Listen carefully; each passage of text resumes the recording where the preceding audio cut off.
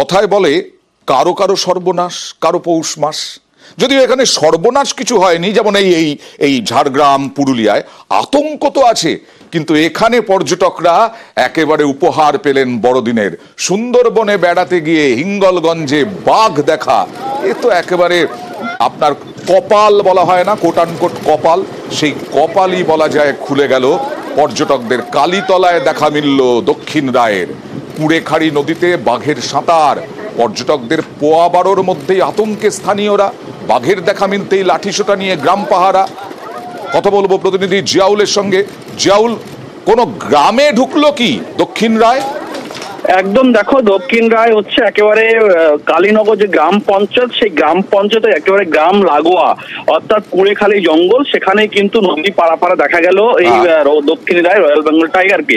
এবং পর্যটকদের একটা তো পয়বারও তুমি এমনটি বলছিলে, তার কারণ একেবারে খুব কাছ থেকে দর্শন করলেন রয়্যাল বেঙ্গল টাইগারকে এবং ছবিও তুললেন।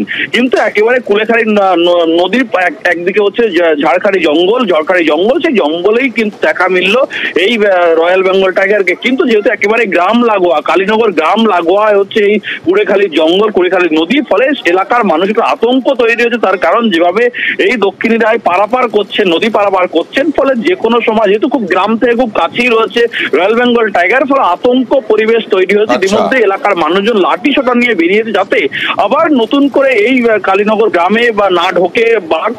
একদম দেখো কালীনগর একেবারে যে গ্রাম পঞ্চায়েত রয়েছে তার মাঝখানে ফরেস্ট, ফলে একেবারে খুব কাছে 20 ফুটের মধ্যেই, কিন্তু 20 থেকে 30 ফুটের মধ্যেই সেখানেই কিন্তু এই রয়্যাল বেঙ্গল টাইগার দেখা যায়। ফলে একটা আতঙ্কের পরিবেশ তৈরি হয়েছে। তার কারণ আবার যদি এই কুড়েখালি নদী পেরিয়ে আবার যদি এই কালীনগর গ্রামে আসেন, তার জন্য আতঙ্কের মধ্যে রয়েছে। লাঠিসোঁটা নিয়ে এলাকার মানুষ প্রস্তুত রয়েছে। নিশ্চয়ই বন দপ্তর সতর্ক থাকবে এবং গ্রামবাসীদের আশ্বস্ত করবেন বন দপ্তরের আধিকারিকরা।